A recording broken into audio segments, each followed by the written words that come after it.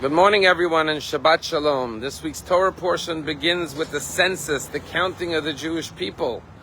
Now, this is not the first time the Jewish people were counted. Why does God repeatedly count the Jewish people? And one of the beautiful answers given is that there's a law in Judaism of batel b'shishim. When you have 60 times the amount of something, it is nullified by 1/60th. For example, if you have a pot of chicken soup and a drop of milk falls into the pot of chicken soup, since there are 60 times more chicken soup than the drop of milk, it's nullified because it's 60 degrees of nullification. However, Jewish law says that if it's a davar shebeminyan, something that is counted, even if it's 1 in 100 or 1 in 1,000 or 1 in 1,000,000, theoretically, it is never nullified. For example, if you have a piece of non-kosher meat that falls into 100 pieces or 1,000 pieces of kosher meat, you can't eat any of the meat. Why? Because since meat is counted by the piece, matter that is counted never loses its importance and significance and can never be nullified, even theoretically, by 1,000,000 pieces of kosher meat. And therefore, our rabbis tell us the reason God counts the Jewish people is because we're the tiniest of all nations. We're less than 1/4% of the world's population. So logically, we should be nullified because there's 400 times more people in the world than us. So therefore, you would expect us to be nullified, meaning that we would dissolve, we would lose our identity as Jews. How could we maintain our identity as Jews in a world that we're such a small minority? So therefore, God counts us to say, you're a davar shebeminyan, you're something that was counted. And no matter how many Jews there are in the world, they will never be nullified, even by the supermajority, because they're counted by God, and each one has individual importance and significance. And that's the message of God counting us. Never forget your worth and your importance. Oscar Wilde once said, he was a very short man, and someone said to him, what does it feel like to be the shortest person in the room?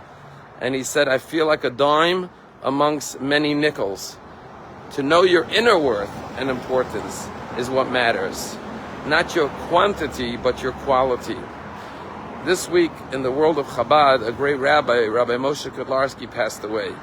He was the one who oversaw the growth of the movement worldwide, establishing 5,000 centers, all under the directorship and the leadership of the Rabbi. But he was known to care not just about the macro, but about the micro. He cared about every single Jew in every remote part of the world. He emphasized this message. And there's a story that in 1984, the Rebbe told him to go to Curacao. He had no idea why, but the Rebbe told him. He packed his bags and got the next flight. When he arrived, he just asked the taxi to take him to the local synagogue. As he pulled up at the synagogue, a Jew comes out. So he goes over to the Jew and he says, tell me a little bit about this community. And the guy says, what brings you here? He says, the Lubavitcher Rebbe sent me. The man says, the Lubavitcher Rebbe sent you? I need to speak to you. And he tells him the following story. He says that I have a son who goes to a non-Jewish Catholic school. And starting in middle school, he refused to go to the daily prayers. And it led to a lot of problems in school. And finally, they expelled him from school now, because they said, if you don't participate in the prayers, you can't come to school.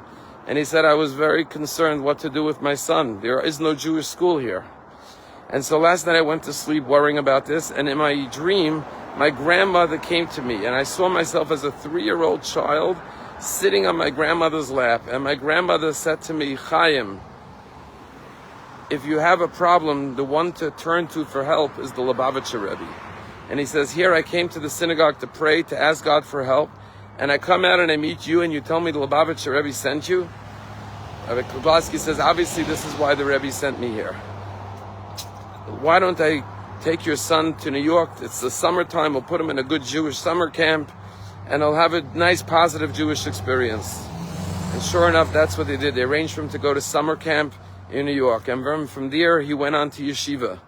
And today, he's an observant Jew as a result of Rabbi Kotlarski is going to Curacao and finding him.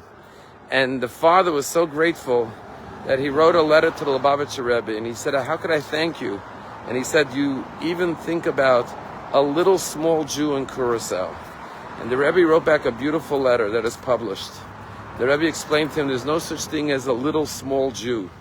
Every Jew has a godly soul that's connected to God at all times, and therefore every Jew has infinite importance and significance. And that is the message of the counting of the Jewish people, to recognize, to never lose our self-worth. We live in a day and age where we can often forget our true value.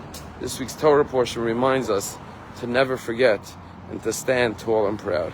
Have a wonderful day.